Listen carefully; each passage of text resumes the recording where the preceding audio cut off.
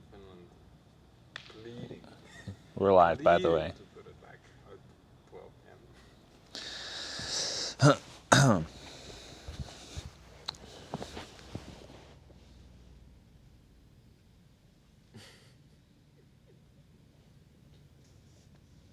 Can you pull up the YouTube? Oh. What's up, everyone?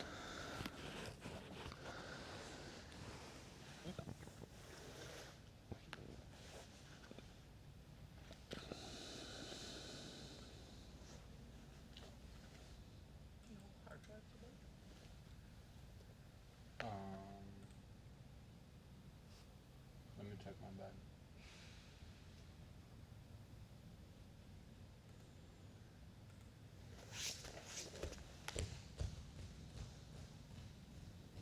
Can we talk about time change?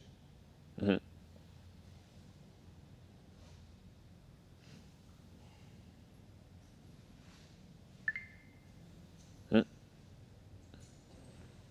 It's TV.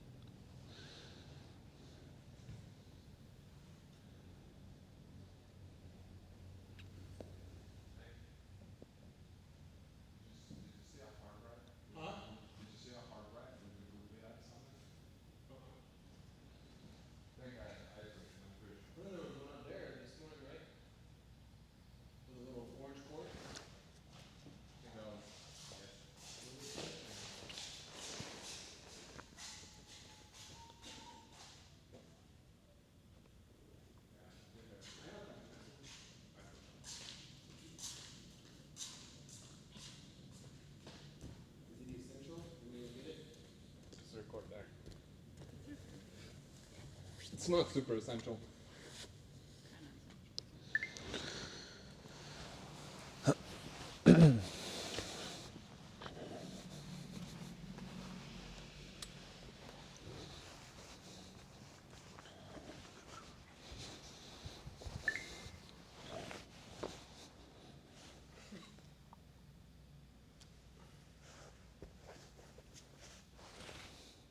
What's this? Announcements for today. Oh. What for? Or is it for the chat or? Yeah, like for everyone. Oh, Pre-bowing. I see. All right, everyone. What's up? We are changing the time of the stream to 5 p.m. Pacific time. This will allow people who are still working to be able to catch the stream, as well as those that aren't working during this time. And it lets us get stuff done because we got stuff to do too. So we'll be doing that at 5 o'clock from now on. You can always catch the archive streams on our website at keenonline.com/Legion Live. And we'll be covering back attacks today. I have a few that I would like to show, but if there's other questions, I'll get to those as well. And the Lapel Encyclopedia also has some super powerful back takes too, if you don't already have it. So let us begin. After I pull up my notes here. All right. Everyone, let's bow. Us. Can we just ask the chat to be internet vegan and not mention beef in there like we did yesterday?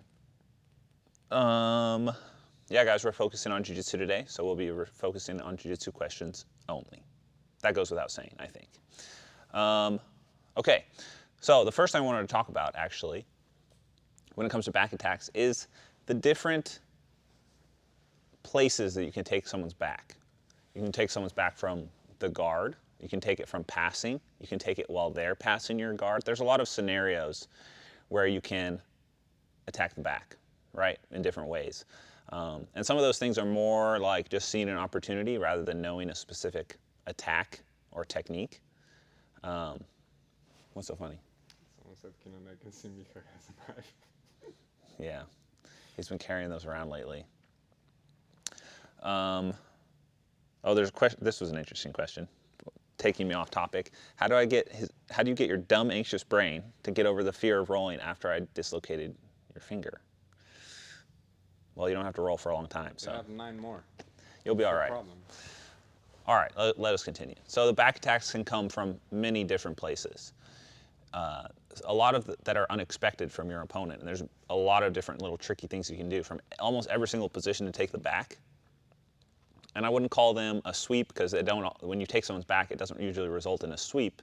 It just results in you taking their back. So it's an area that has a lot to learn about. Like you can learn so much about taking people's backs, and you can even become, that can be your primary thing. Because there's not a single position that you can't take someone's back, right? So we can start with some of the more obvious ways to take the back, things that are direct back takes, like making someone turn away from you when you pass their guard is one. Berimbolo, for instance, the reverse Della Worm guard is a pretty effective way to take someone's back as well. But then there's a second area, which is more like countering someone's movement or using some sort of tricky roll through to take someone's back, like the ninja roll or some of the stuff that is incorporating hooks and things of that nature. But first I want to show you guys the Berimbolo. Yes, I wanted to show you the Berimbolo and how it works because it's a back take. You need to know how to do it. And also, the traditional Berimbolo that you, like if you were to go and look at how to do a Berimbolo and you like Googled it or something, you'd probably see the most basic Berimbolo, and that's the one that I think is ineffective. But there's a lot of other movements within there that can be effective, and it's more about the crab ride scenario, but because it's the most iconic back-taking position, I think we should start there. All right, and now let me show you its features. So, the Berimbolo works by breaking someone's posture and then creating an off balance, right? So I'm going to show you the most simple setup that there is, and this can be pretty effective if you know how to transition out of it, all right? So I'm going to grab his pants here like this, and I'm going to reach up and grab his collar, and the first thing I have to do is extend his leg away to break his balance. So I push that leg away to break his balance, and now this is where a lot of people start messing up the situation already, is they immediately start trying to turn like this. If you start trying to turn and bring someone's weight down to the ground like this, it's a huge telegraphed motion that he will easily be able to stop. So we have to set up our back take a little better. And so I grab this leg, and as I break his posture and his weight leans forward, I also lean in that direction. I lift this foot off the ground. That's my intention, is to lift this foot off the ground here. So now what this is it's essentially a De La Riva position, right? From here, I can transition into lots of other attacks and guards and different things I can do from here. But if I want to do the Berimbolo, the leg coming off the ground is very important because when I roll to my right, the leg comes up, and then when I roll back, I have a lot more momentum built up because I'm moving from a further distance away, and I can really throw my body this way here. So it's a two-part setup. I extend away, I roll to my right to lift the leg off the ground, and I'll even use my own leg to get this even higher so that when I roll back the other way, I can use my leg here like this to generate more power as I roll behind him. And then the intention would be to bring his butt to the ground, right? And now this is the situation that I talk about. You have to be a master of Berimbolo to sort of ride out this next part. Because if you just maintain your grips like this, and his butt goes to the ground and I'm just holding onto these grips, this is where he can start playing with my feet and pushing them out of position as I try and Berimbolo through, and you can see the position kind of falls apart, right? So that's what we're trying to avoid, and that's why it takes a ton of repetition and drilling and practice to get to the actual back-taking area of the Berimbolo. So when you go this way and we lift up, and then I go back, right here, as his weight is dropping, you have to switch your hands from the ankle and the collar to the far leg and behind his waist, like this. What this does is it elevates him into the air, so he has to post on the mat and not be posted on my legs. So you don't want his butt on the ground. And then from here, I'm just bringing him to my other thigh. I redirect his pressure and bring my leg out, like so. And then I'm continuing to climb up the back. So let's restart again to show how this works. So the gripping, there's a lot of grip changes here, and there's a point where he's almost in free fall, okay? So when I extended him away and I'm here, I want him to be falling, and that's why I lift the leg off the ground, because this is an off balance, right? And then when I swing back, he's more in free fall. And now this is where you can be very creative, and why the berimbolo is such a dynamic position, and you have to be very skilled at it to be effective with it. Because if you just do the same thing every time, it won't work against the very many options that he still has from this position, all right? So as I bring him down and I'm trying to get my hands to his hips, I might still be slow and his hips might still touch the ground. And if this happens, having my hands around his waist is very important. So I have one behind his thigh and one behind his waist here. And this will allow me to pull him to the side that I need him at, so I can continue taking the back. And you have to lift the person up over your body to get it. So let's look at it again. And I don't recommend you do this, because there's many other ways to take the back that are a lot easier, like reverse Del Worm guard, for instance.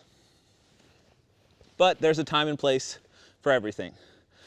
So when I extend, lift here like this, you can keep the collar or you can transition. There's no right way to do this. That's the thing that is tricky, is because if I just show you one way and then you continue trying to do it that one way, like other positions have, you might find success, but in the berimbolo, different situations and different small, subtle postures of what he's doing changes where I need to grab, whether it's the collar or the elbow or the belt or the pants. It all can change here. And sometimes he doesn't even drop to the ground, in which case I would have to be bringing my feet behind in different ways to enter into the crab ride in different scenarios here. And this is where the berimbolo can get especially tricky, because you're starting to use your legs in very creative ways to continue the motion, right? So the easiest way to have a successful berimbolo is focusing on getting your hand that was at the collar around the waist to hold his body on top of your forearms like this, all right? But there are about 1,000 other versions depending on the situation, but I found that this is the most reliable across the board. Let's show it again from this angle. Now, I don't expect any of you to be able to just go do this first try. I want to make that very clear, but we're talking about back take, so I want to give you a full outline of what exists in the back take realm. All right? So the off balance, right here, when I'm starting to bring his weight back, I can use the collar still, but I also use my foot to extend, because I just keep it in this De La Riva area. It's hard to get that extension. Sometimes it's better to go to the far thigh to really tilt him over. And then look what my hands are doing. The right hand's on the collar over here, the left hand's on the leg. And as I start to see him drop, I'm catching him in midair. And it's hard to do this slow because there's a little bit of momentum involved, right? Now for Miha, the proper reaction would be to put his back flat on the mat. If he can put his back flat on the mat and lay here, I lose a lot of my power, because now I'm not under his hips and I have to start incorporating crab ride stuff. But if I can catch him before he does that, you don't have to crab ride. And that's what makes things difficult, is if you don't know how to crab ride effectively, your berimbolo is going to fail a lot of the time, because when you hit this position where they counter by putting their back flat on the mat, you have to re-invert. So I have to re-invert to the other side and start working crab ride attacks, which are a whole different realm of existence to take someone's back. But you can avoid that if you have a really good off balance and do a really good job of catching the hip. So I'll just show this about 15 or 16 more times and I'll be able to get my point across. So extend, lift, and then with speed, here, catching, supporting his weight on my shins, and then extending up and away. And that's how you do the picture perfect berimbolo without having to transition into the crab ride. Okay? I saw a bunch of questions flying by here. Might have to scroll up.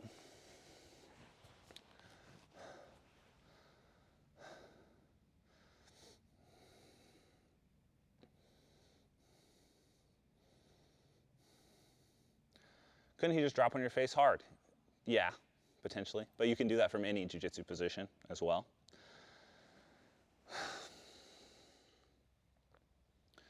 concepts, yes, there's a lot of concepts for sure, but right now I was just showing some of the basic ones. We go into a lot more detail on specific concepts in the back take course on Keenan Online.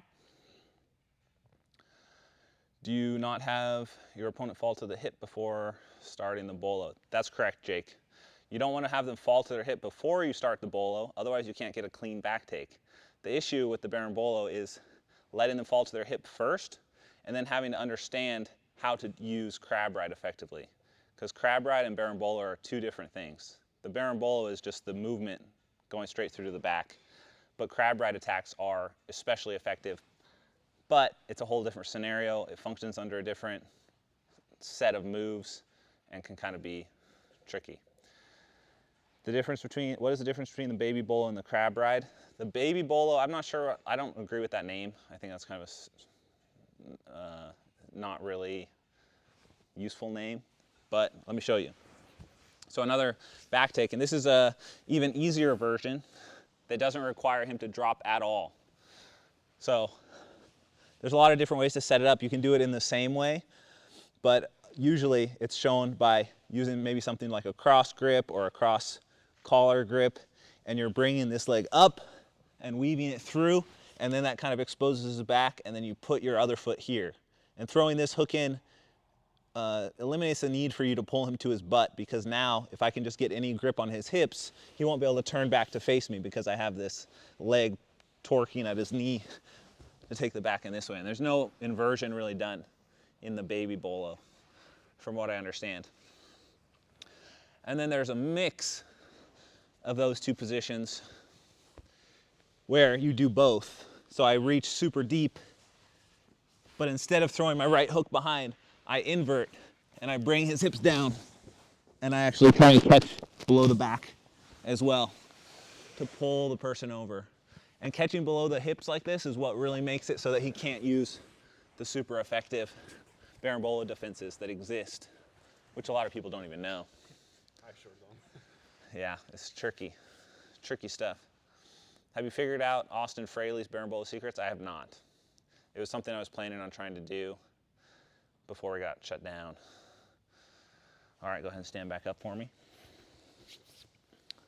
So if you're having trouble berimboloing, maybe the inversion feels a little weird, you can do all of the same berimbolo movements and not have to invert by throwing your foot behind the knee. So if you're a De La Riva player, here, when you do your off balance and you lift, when I go this way, I don't have to pull his hips to the ground if I just let go and throw this foot behind the knee here. From just this position alone, he can't turn and face me. It's very difficult. And I can just extend my legs and be on someone's back. Just with a pretty simple off balance. That can be highly effective as a back take. Okay? Stand back up for me, sir. We're not done here.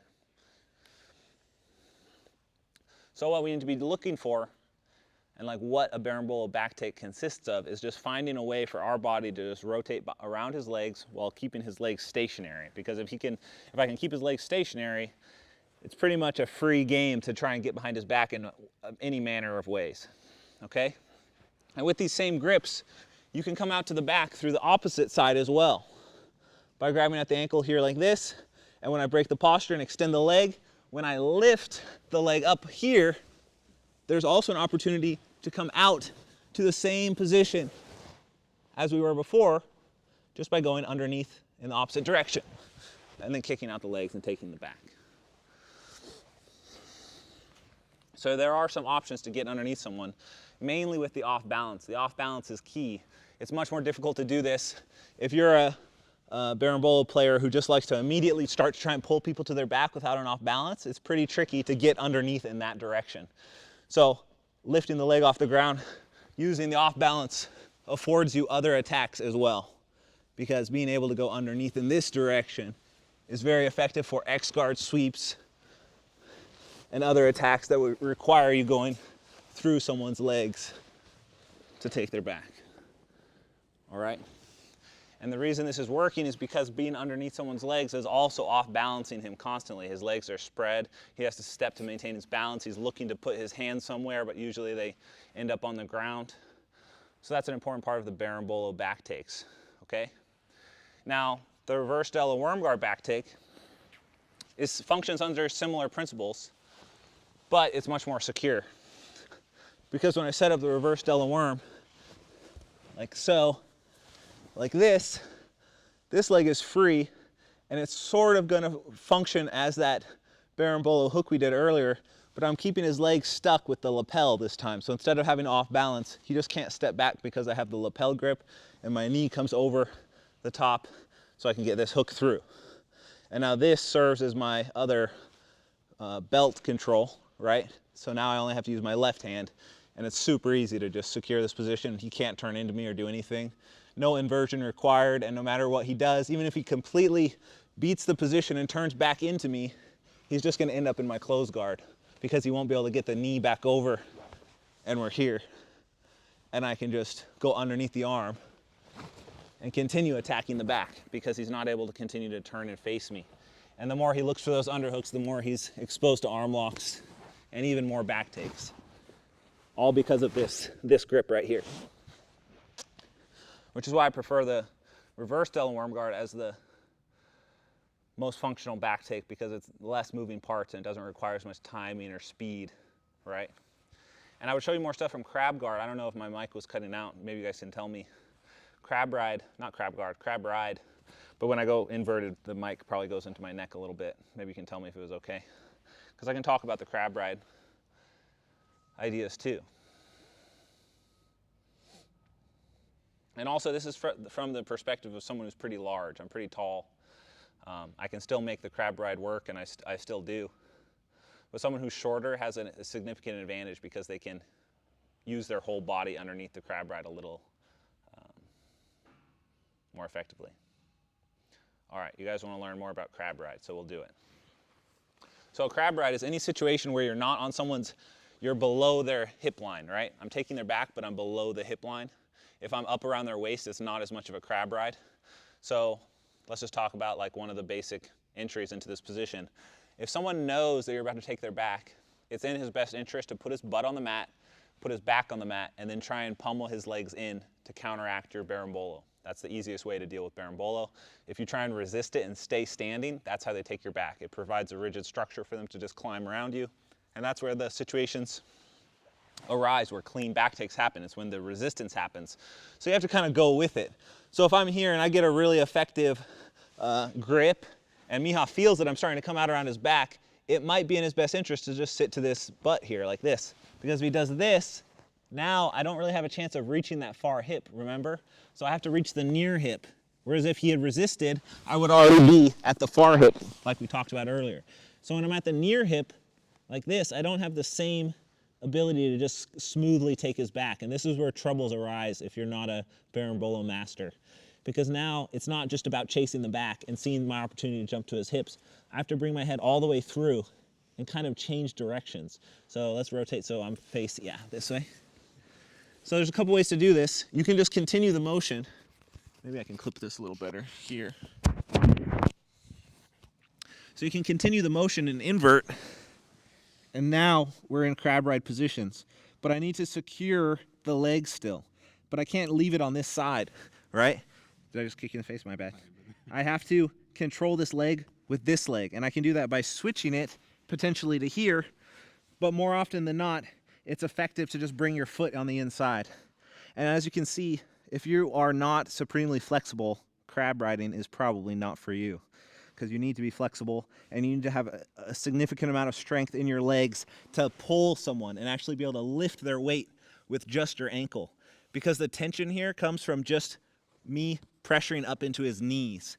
And the fact that his knees bend as I lift creates the crab ride scenario. I lost my mic. All right. So I'm still controlling at the waist here. And I'm controlling here, like so. And I'll create a little bit of an X on the knee here. The shin controls on the other side, so he can't just bring his leg off the side, right? I have to create a little bit of a counter pressure here. And either my hand is going to be on the ankle or my shin is going to be on it to control this and keep the bend in the leg. Now, some of my options here are to go back the way I came exposing the back by pressuring the leg across, or by trying to get a twister hook. And the twister hook can be especially difficult from this position because I need to use my legs to pull him all the way up. And sometimes I need to let go of the ankle to grab the other leg around his hip to really elevate, like so. I'm actually lifting his whole body off the ground to throw these hooks in and take someone's back really effectively from there. So as you can see, that's not something that you can just pull off after watching it. Are there matches where this stuff is pulled off? Plenty. Happens all the time, everywhere.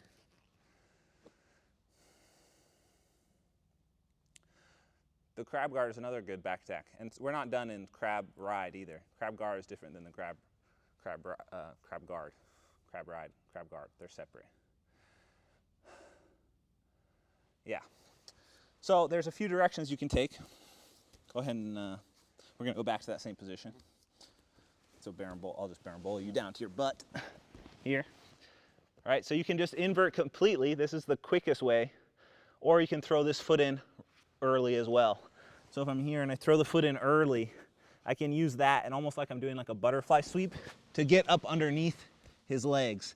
So when I do this, I have a little bit more control, because when I go to the far leg and I start pulling him across like this, I have this grip here to potentially come out to the back like this. I think most of the appreciation for berimbolo is just how cool it looks when you get good at it. It's just a smooth attack if you're facing someone who doesn't know what they're doing. But if they're aware of the weaknesses of it, it makes it much less smooth, and that's the problem. It requires your opponent to kind of not know what to do. Luckily, there's so much direction switching, and if you spend a ton of time in that position, you'll probably be better at navigating the crab ride than your opponent is at defending it.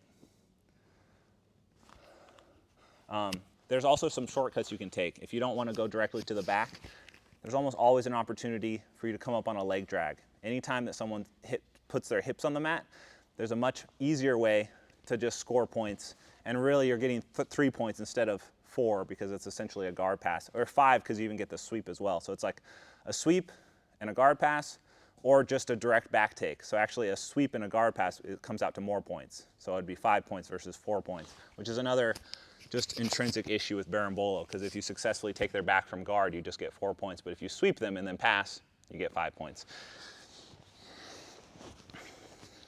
Just for anyone who's gonna say this is two sport jiu-jitsu, let's remind them we were literally stabbing each other here yesterday.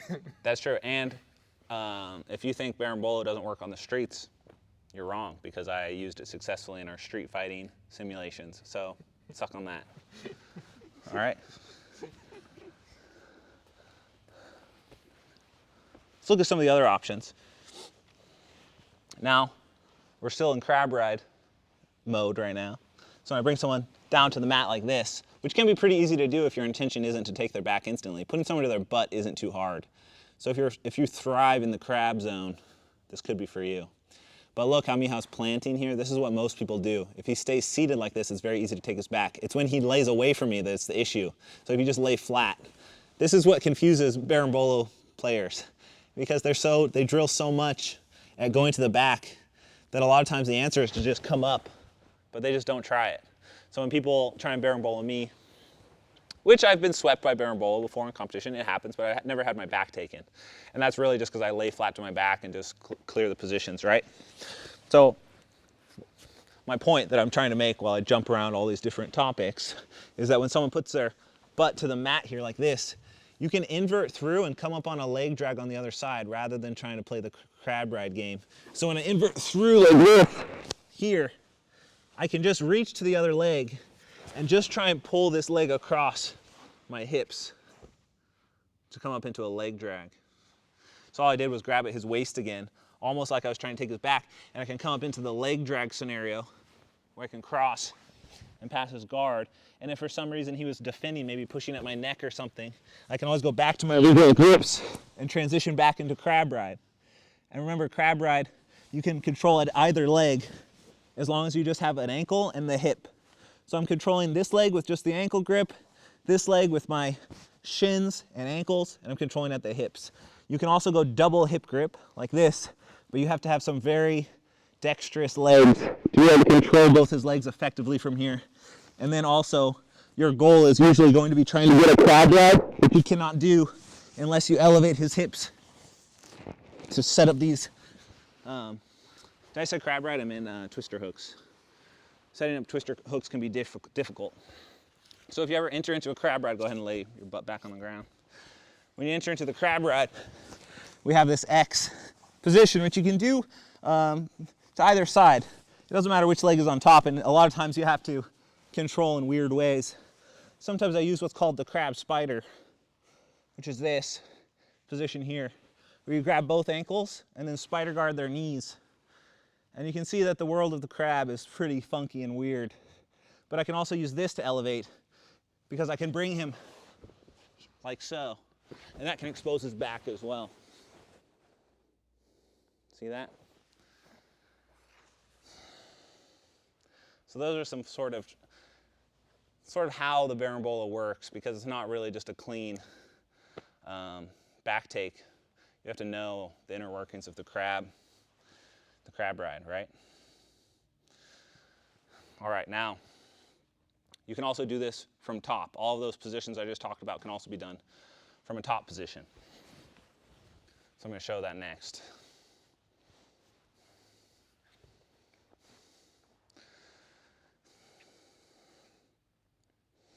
All right, go ahead and go into guard. Just here is fine. So as long as I have my leg on the outside of his leg, I should be in the berimbolo position, like this. It's essentially a De La Riva hook from top, just to have his leg on the inside here. So there are situations where you can actually re-bolo a boloer, which is a cruel joke you can play on some overly enthusiastic berimbolos. If he starts to try and berimbolo me, like so, if I step over his leg and then just go with the motion here, you can see how it'd be pretty easy to transition into crab ride scenarios and use that as an opportunity to pass the guard. Okay? This can also be done aggressively rather than as a counter. And when I'm just in this position here like this, all you're trying to do is just get your knee to his hip and drop to create some pressure. Right? If I can lift his hips here, this is an especially effective switch to get to a twister hook, because with a twister hook, the back takes are available. All right?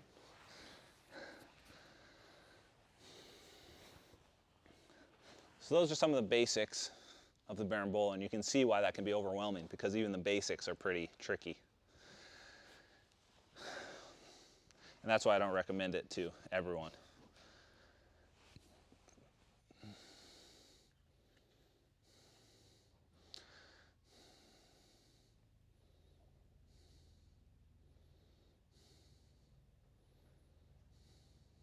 Yeah, I'm going to show crab guard real fast as well, because it is another effective back take that kind of uses the same principles of the berimbolo actually, without having to invert. All right? So this is done usually as a countermeasure. Maybe someone is really effectively stuffing your leg between their legs here. All right? This happens a lot to people, especially if you're a berimbolo guy actually, because his main goal would be to step over the leg to pop this foot off like this. Now what I'm looking for is to get my knee across his hip like so, and to put this knee on the mat. So I can do that by elevating and bringing my ankle or my thigh behind his knee here. Once I get my calf behind his knee, I lock my ankles like this. And now if Miha tries to face me and put pressure, it reinforces my own lock. So the more he pressures into me, the more it's locked on his hip here, like this. So Miha, if you try and put a little bit of forward pressure, it's pretty painful. it's pretty painful on your thigh, right? And so the only thing protecting your base to this side is this wrist. So it can be pretty easy to off-balance someone with the crab guard. But the problem is you can't uncross your feet, because if you uncross your feet, you lose the control. All right? So there's very easy sweeps from here by just pulling forward and tilting to sweep. It's one of the primary crab guard positions. And then there's a lot of techniques you can do by giving up some position here, so if he feels like he can come to your back, and if he starts to try and move around my back and I have an over the back grip, I can elevate like so. And you can use that to just sweep all the way over and land in something. Or you can treat it more like a berimbolo. So the setup is when someone steps over your foot, step over my foot please, here, I elevate and I bring my knee over his knee and lock. My knee's locked across his thigh here like this. And from here I can kind of just chill. I don't even need to create pressure. I can let him move into me. That's what I want. If he moves into me too much, I have Kimura options. If he wants to avoid the Kimura, I can pass this over my head and be controlling here. One good crab guard back take is just to extend your right leg through and escape my hips to the opposite side, like so. Or you can treat it like a berimbolo, where I just reach and grab his pants and underhook the ankle and start using that to elevate him up and over and look for the back take opportunities. Here. Yeah, crab guard is super weird, but it can work. And it works because of this lock that I'm doing. Go on your knees, please. So, half guard looks like this, right? You just are crossing your ankles in one way or the other. But because I'm putting pressure into his hip, I can create a lock by getting this foot underneath, because this one's not going anywhere. So if I can lock my other foot underneath, it's really stuck. And then if he tries to put pressure, you can resist this pressure. Even if he tries to sprawl that leg back pretty hard, it's tough because it drives my shin into his thigh really effectively. You can just hold. And then one of the best options is really just to grab the belt here like this and try and bait him into driving into you more so that you can elevate up and over super easily. And then you just take your foot out and adjust yourself on top. It's a little easier to do with some momentum. So that kind of covers some of the basics of that position. It's moving into like a berimbolo type stuff. Can't they free their leg easily? The leg in half guard? No, that's the point. You can't. It locks it in very, very tightly. You can run into some trouble setting it up. Alan, yes, that's true. It's essentially the same thing as the impossible sweep, but it's just higher above, yeah. The impossible sweep is on the knee. The crab ride is on the hip. So go ahead and come over here again. Stand up. Impossible sweep is here, this lock. But the crab ride is if he puts his knee to the mat here, it would lock over the thigh. And this is, you have a lot more options from this position. The impossible sweep is a sweep, it's not a guard. Crab guard is a guard. That means I have multiple options from here. And some of my favorites are like just gripping this near side collar and then keeping it in a position where if he wants to move away, I have loop choke opportunities. You know, I have Kimura opportunities, which are beneficial because if he tries to defend these, it sets up my other sweeps, the over the back sweeps, like this. And there's even calf slices that are really effective. And so if I'm here, I can grab the ankle and start threatening calf slices as well. And if he ever messes up for a second and I get to the outside of his arm like this, where we're armpit to armpit, it's pretty easy to just switch and turn this into a hook, because now this is a normal hook, right? Just take the back. But the setup is the trickiest part because it's very difficult to do against someone who's already on his knees. If he's on his knees and I have half guard, setting up crab ride or crab guard can be very tricky, because as I turn my knee out like this, before I have the lock, if he decides to sprawl, I'm screwed. So it has to be done from a standing position.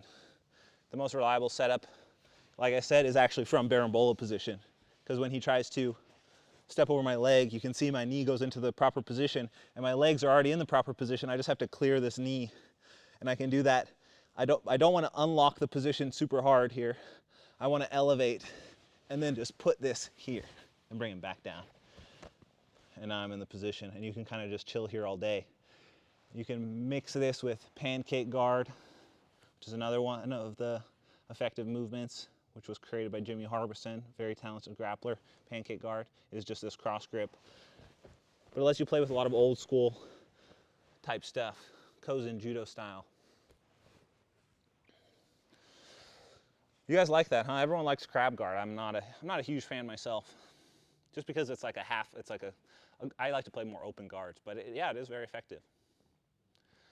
Is crab guard a recovery type position? No, it's an aggressive attacking position. Would this work in no-gi? It would work, but it's not as effective. Having the over the back grips is important. When in the crab ride, what leg locks, heel hooks are available? There's not much. You'd have to forego the back attack. Leg locks is my head has to be by his feet, whereas crab ride, my head is at the opposite spot. It's by his hips.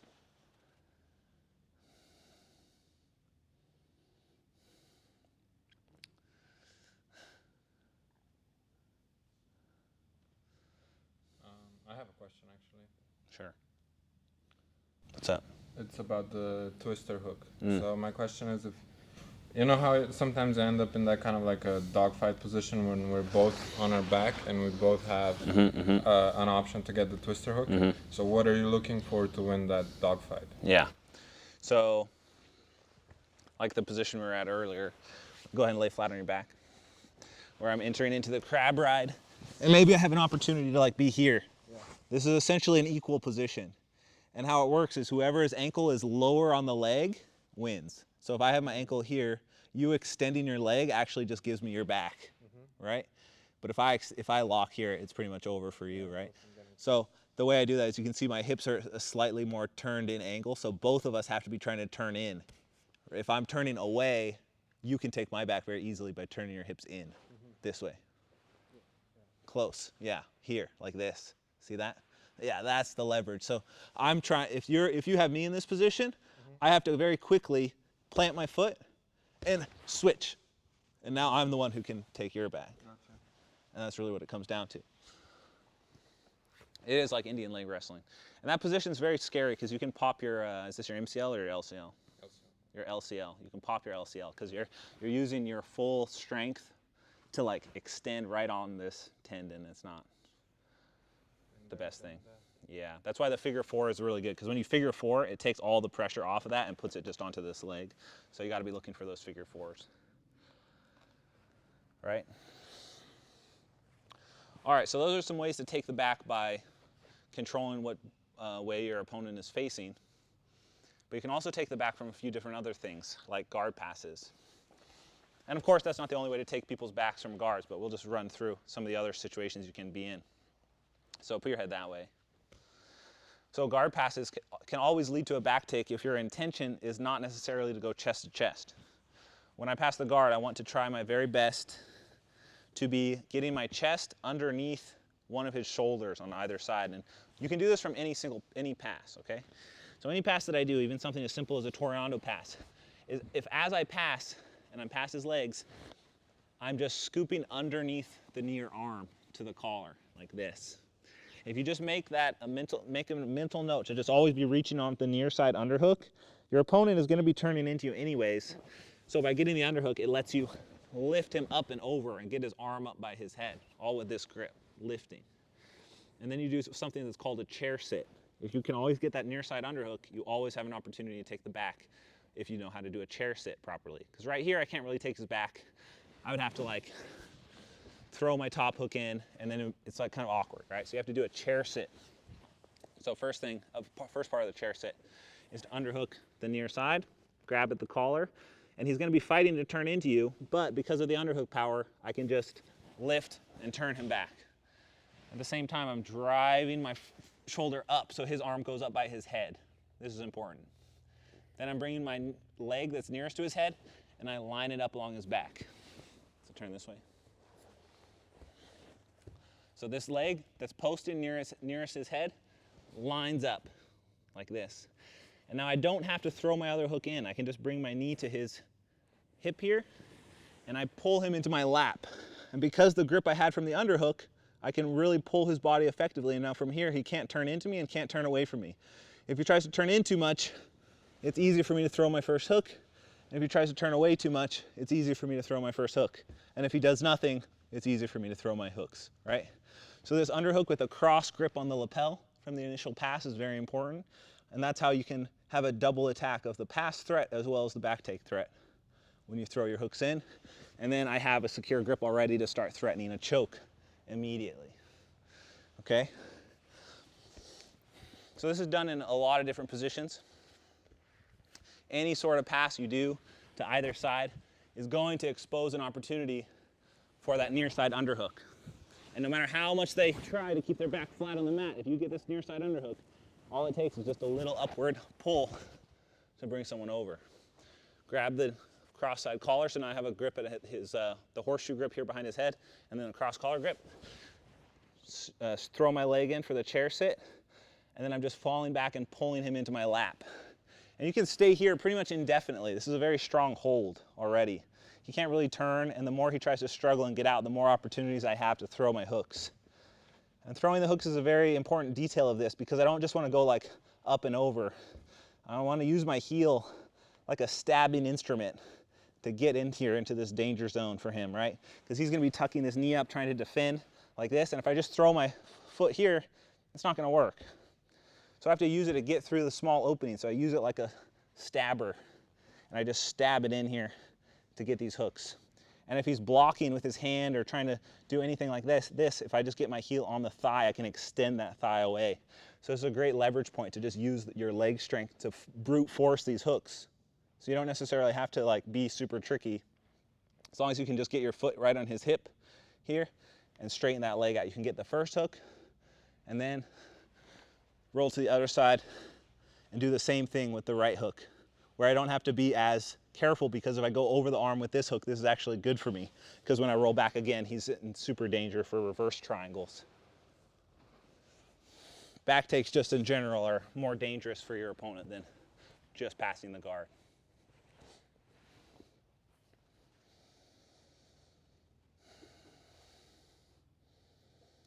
Transition from the clamp. Are you talking about crab guard still?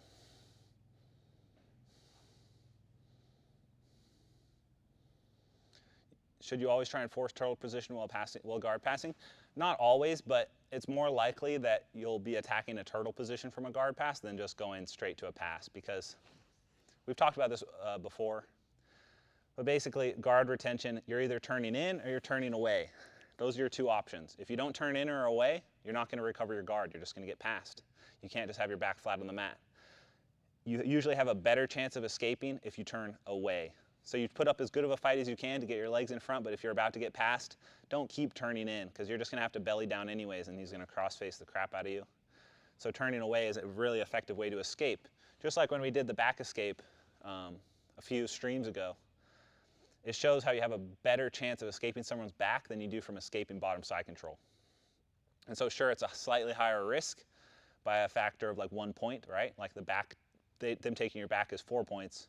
But if they pass your guard, it's 3 points. And then a potential 2 points if they knee on belly you. And then another 4 points if they go to mount. So really, it's riskier to be on bottom side control than it is to give your back up. Because say you get mounted, there's not very many super effective mount escapes, but there's plenty of effective back escapes. So even though it feels worse and you're in more danger maybe for a second, you actually have an option to escape. Whereas from mount, it's very limited. Side control, very limited.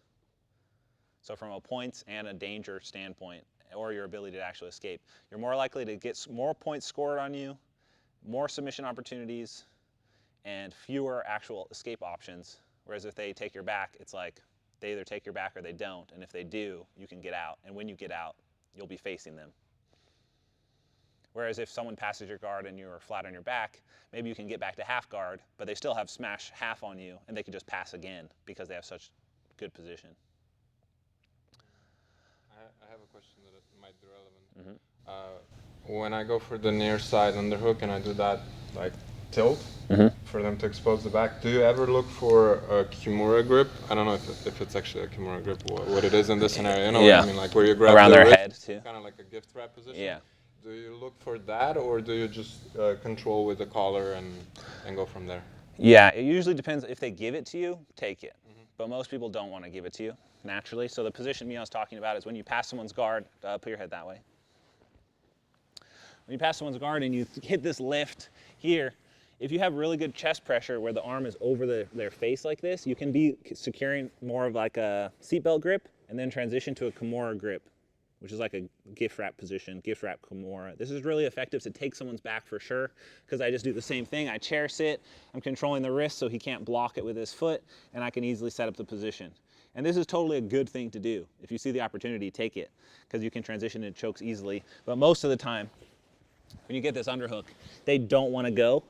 And so they like keep that lat engaged, and when you lift, it's it's like you're gonna be here more than anything, which is why I need to grab at the collar so I can move around to that, because it's pretty hard. To get your arm across at this point, I have to let go and like force it across. So that's the only thing. If they take it, if they give it to you, take it, for sure. But most people will keep trying to push you or push your face, or like you're dealing with other stuff. So you have to kind of move away and use that to get behind them and get into this locked position, right? I must be good at that position. If she gets it on me, I genuinely have to escape the back. Like I can't just escape that control.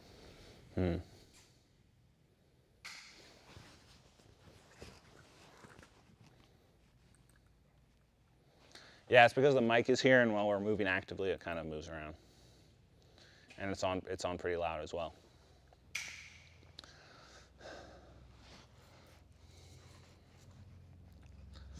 I promised this gentleman from Keenan Online an answer, and it's kind of relevant. He's having problem with his wrist when he's doing the bow and arrow, when he's finishing it. His wrist is getting, it's just frustrating. His wrist, irritating his wrist, for sure. So this is something that it really comes down to just the proper positioning on the lapel. So I'll just reiterate. The guy here from Keenan Online, one of the Keenan Online members, says that when he's doing bow and arrow chokes, it's irritating his wrist, and that's probably because he's letting the wrist bend like this. It's very easy to like relax your wrist too much, and then when you start putting pressure, pulling, that pressure kind of gets redirected into your wrist joint. So it's very important you keep a very straight wrist and keep that super tight. And then also turning your pinky up is better than leaving your thumb up. Because if I'm here and I turn my pinky up like this, it will actually let my wrist bend in a more natural way, where if you leave your thumb up, it bends your wrist sideways. And see, I don't have nearly as much mobility sideways here as I do forward and back. And obviously I can't choke the guy with my pinky pointed down like this, because then it kind of wraps around his neck in a weird way and you start to lose the pressure. So it's better to keep the pinky up under his chin.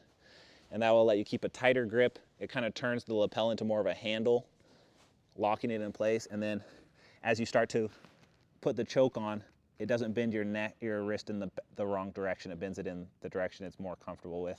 But if you just keep it here like this is where you start to have wrist problems, and then you lose the actual grip as well. But by pointing the pinky upwards, that's what you want to do.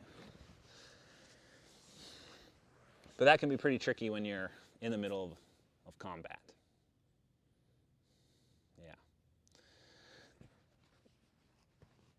Yeah, there's a lot of very small details that can make a big difference. There's so many. That's why it takes so long to get good at jiu-jitsu, because you have to apply all of those all of the time in all the different positions. Another really effective back take that you can force from a passed position is from north-south. So maybe I passed Mihal's guard like this, but I missed the opportunity to get the underhook to turn him in. So he has this arm in, and I'm not able to roll him over. Well, what you do is you start putting pressure here, and you start passing the lapel underneath the armpit like this. And this can kind of serve as the same thing. There's two ways to deal with this. One, I can just switch all the way to the other side and lift this shoulder up by just going this way, here. And now I can do the same thing. That's one option. Head this way again. Another option is being here, passing this control, and then opening up this lapel as well. So I have both lapels, and I bring this one underneath the armpit like this. From this position, it's very difficult for him to escape because I have these two handles underneath his shoulders, right? And you can kind of hold on to someone here. And if he tries to invert, like to try and get his legs up, you just have to keep your head low so he can't get any control. And then to actually take the back, you just chair sit with these grips. So I just bring my leg in like I'm doing a chair sit, and I bring my knee up, and I pull him into my lap. And you can get anyone off the ground like this. I think I did this at Europeans this year. You just keep these grips until you're ready to throw the hooks in, And this is actually the position that opened up my eyes to a lot of lapel chokes, because I was doing this a lot, but then I'd go to look for the chokes and the lapels aren't there because they're pulled underneath his arms, and he tucks his elbow and locks them there behind his back. And there's actually a lot of chokes you can do with the lapel over the shoulder like this, but that's for another day. That's for a submissions day. Did you do this to that huge Japanese guy, or was that a deadlift choke? Huge Japanese guy, I don't recall. Track in Tokyo. Oh, I don't remember. Probably. It was one of those. Yeah, yeah. I do that move a lot, like pulling their backs up, for sure. Someone asked, didn't you do this against giant Asian dude? I must have, yeah. It's a move I do a lot. It's very effective, especially against bigger people that are like tight with their arms.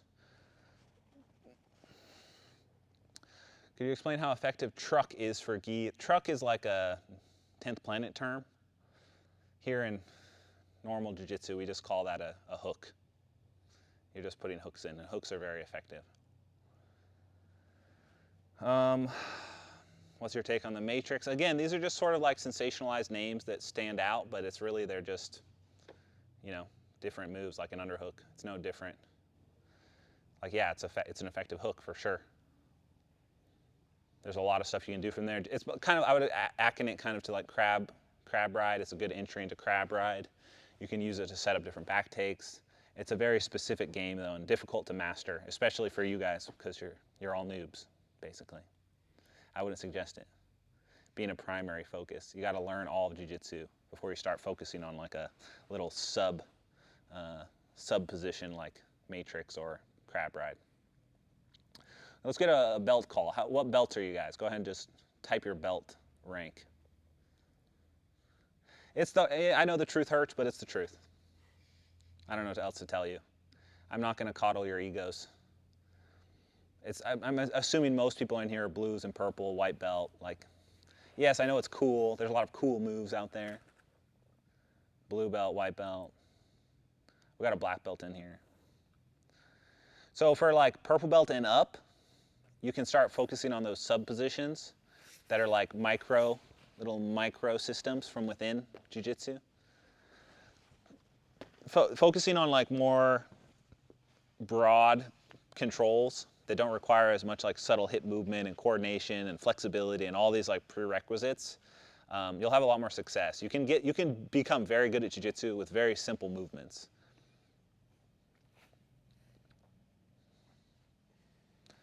Yeah, the horseshoe grip is the back of the collar grip.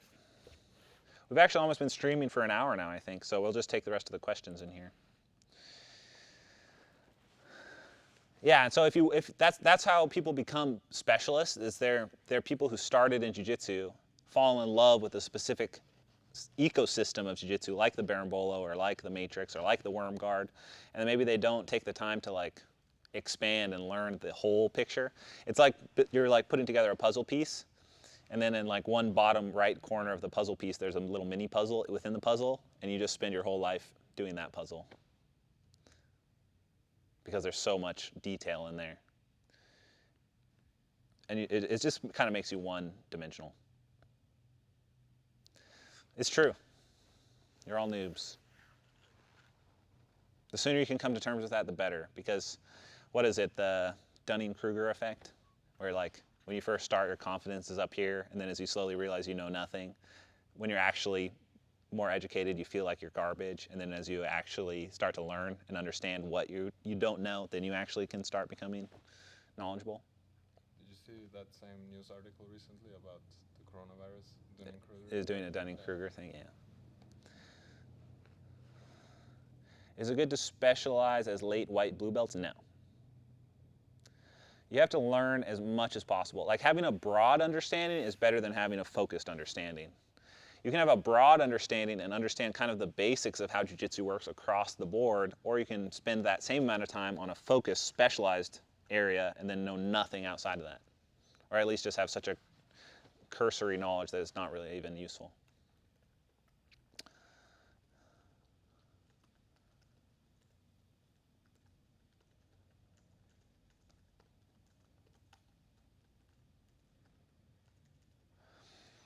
Yeah, I think everyone will still want to train it's just going to take a little while for us to all recover from the trauma. But how to learn a move if you don't specialize? Well, there's many layers to the move. Like for instance, I can show you the simple berimbolo, and you may be able to do that one, but then you don't necessarily have to go into all the branching options of every foot position and every grip option and every belt control and switch of the feet from the crab ride and taking the back with this type of twister hook or transitioning into mount and rolling through. There's just so many other things that you can learn from that position, which you probably don't have the coordination or understanding of jiu-jitsu overall to even use them effectively. So it's kind of counterproductive. It's really hard for people who are just coming into jiu-jitsu to actually grasp how vast it is.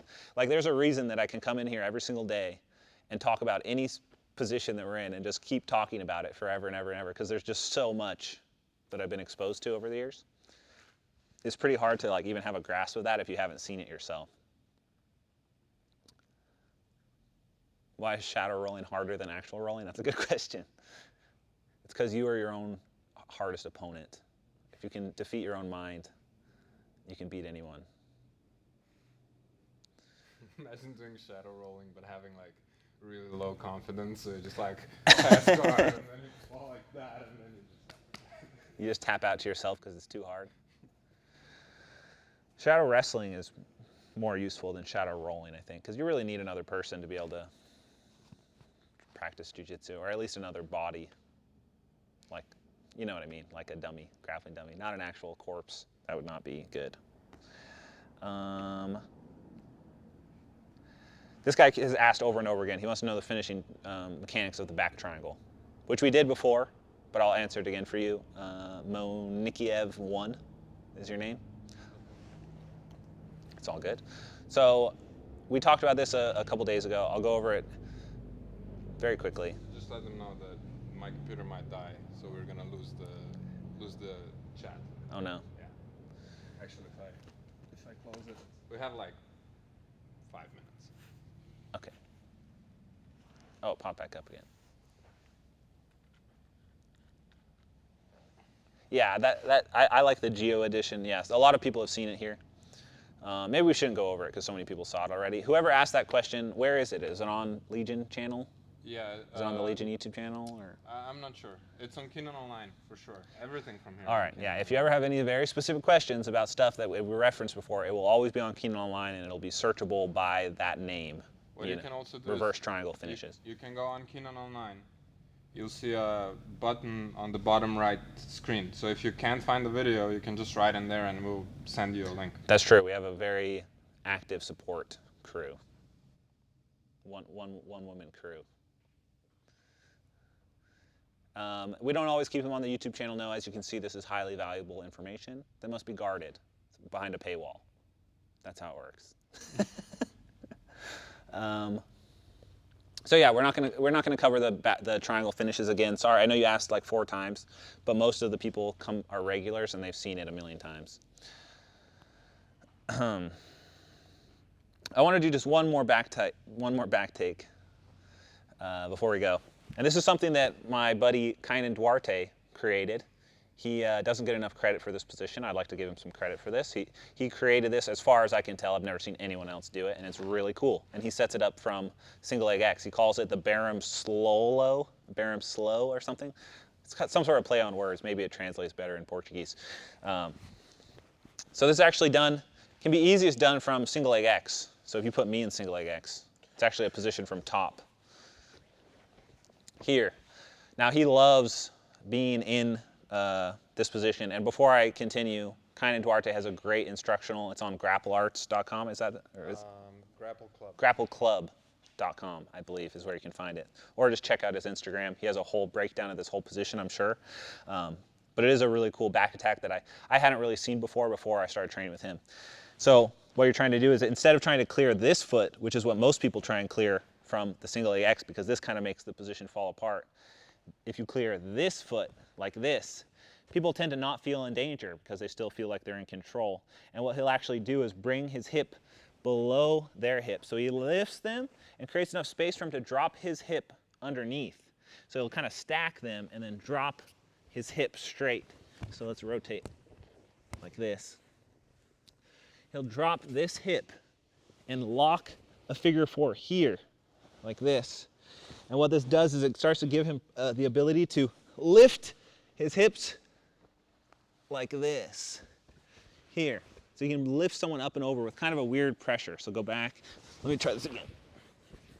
So here, he stacks, he brings it in like this and locks and uses that momentum to lift. So it's actually what's happening, go back a little bit. It's this motion, so locking your legs here like this, planting, and then driving the bottom knee up. It creates an opportunity to take someone's back. And you can leave your foot here. And this is actually a great setup to right into that catch wrestling move we did. But you just switch the hooks and take the back. And that can be done from quite a few positions. And so he actually almost took Gordon's back with it once when they fought. I think he did this position. You kind of sit back and you just get your hips underneath, but you have to do it fast. You have to shoot your weight and use that momentum to pull him up, to expose the back. And you start clearing your bottom leg out to get the top leg in. That's not a detailed explanation because I don't know all of Kynin's details on it, but it is an option. If you're looking for more information, you could check his stuff out. When I try this, I feel very vulnerable for them coming on top into reverse half guard. I could see that for sure. I think it comes down to making sure you really control their hips and make sure their hips never can face you. So when you drop into it, you have to control their hips or their legs, just how you would a crab ride position. Any final verbal questions I can answer? Because that will be the last technique here. Does the pinky up concept for choking apply to the Okuro Iri Jime as well as the bow and arrow? I don't know what that is. Not all chokes require the pinky up, but anything that comes across the neck with a thumb in, pinky up can definitely save your wrists. It's not necessary though. You can finish plenty of chokes with pinky down, but I just tell people if they're having wrist pain, pinky up will relieve some pressure. It doesn't make it a tighter choke. It just makes it less painful on your wrist. Same thing applies for Ezekiel's. If you do this in a weird way and you don't keep your wrist flexed, it can hurt your wrist, but turning here can be pretty effective. I think we just had a bunch of people that haven't been here before, like just drop in and be like, "Oh my God, this is a stream." This Oh, is right, that. yeah, And we yeah. tell them what this is and when. Yeah, so if you haven't seen our stream before, we stream every day, but we just moved it from 12 noon to 5 p.m. Pacific time. And we kind of just have a theme for each stream, and we take questions, or I just show moves if no one has questions. And we do it every day at 5 o'clock, and the streams are archived, not on YouTube, but on Kynin Online. So we do it for free. Well, if you can make it, it's for free. But then if you want to come back and do it again, you got to pay up, as they say. Yeah, we're doing a permanent change because we train a lot after these, and it was just hard to get set up for the stream. Takes time. And then when we do stream, it takes an hour. Then when we roll, it takes another hour. It's just difficult to work after that, and we have a lot of online work we got to do. Everyone has to hustle overtime right now.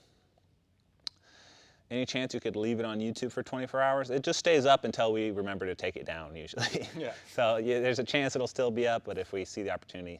About as long as it takes me to take a shower, drive to the house, and Yeah. remember to do it. Also, we had a really killer concept that I filmed. I think it was like 2 or 3 days ago. It was a personal concept that I came up with called the up, down, left, right. We called it the philosophy, but really it's more of a methodology. It doesn't have anything to do with philosophy at all. But I was just calling it that. And we filmed a really cool video for it. It's edited. It's actually uploaded already. I was just waiting for the thumbnail. But I'll post it right after this. So you guys will have another 15-minute video you can check out. And that's it. Thanks, everyone, for coming. We'll see you guys later. Make sure to follow us on Instagram, at Kynin Online, at Miha, JJ, at Emma, travels a lot. You can follow the whole crew. All right, see you guys later. Peace.